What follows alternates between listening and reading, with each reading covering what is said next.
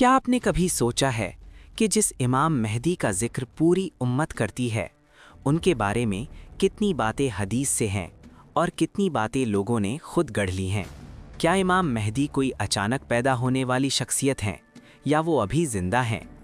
क्या हर फितने के दौर में कोई ना कोई अपने आप को मेहदी क्यों घोषित कर देता है?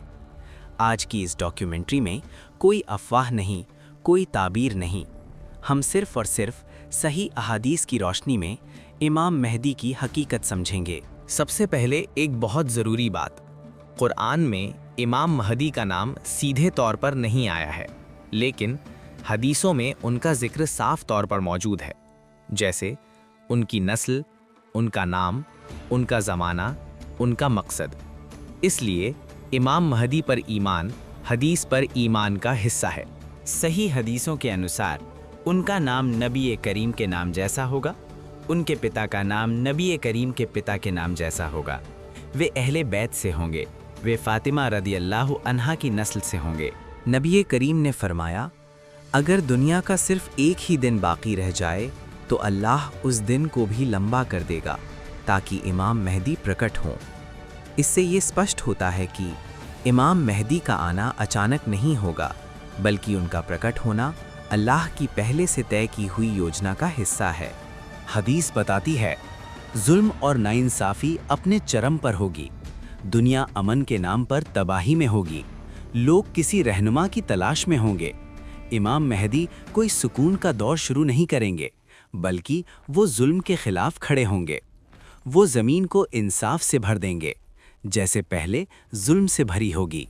बहुत बड़ी गलतफहमी। इमाम मेहदी फ़लाँ जगह पैदा हो चुके हैं, फ़लाँ किले में हैं। सही हदीसों में ऐसा कुछ नहीं है। हदीस बस इतना कहती है, वो आम इंसानों की तरह पैदा होंगे, उनका जिक्र अचानक सामने आएगा, लोग उन्हें पहले नहीं पहचानेंगे। इमाम मेहदी का ज़ुहूर दज्जाल के फितने से पहले होगा। दज्जाल का सामना इमाम मेहदी के दौर में होगा। ईसा अलैहिस्सलाम का नुज़ूल उसी सिलसिले का आखिरी हिस्सा होगा। लेकिन हदीस टाइमलाइन देती है, तारीख नहीं। इतिहास गवाह है, हर बड़े फितने में कोई ना कोई खुद को मेहदी कहता है। इसकी वजह लोगों की जल्दबाजी, इल्म की कमी, डर और बेबसी। जबकि नबी ने साफ कहा कि मेहदी को तुम ढूंढोगे नहीं, मेहदी खुद पहचान में आएंगे। इमाम मेहदी का इंतज़ार हाथ पर हाथ रखकर बैठना नहीं है, बल्कि खुद को दीन पर कायम रखना है।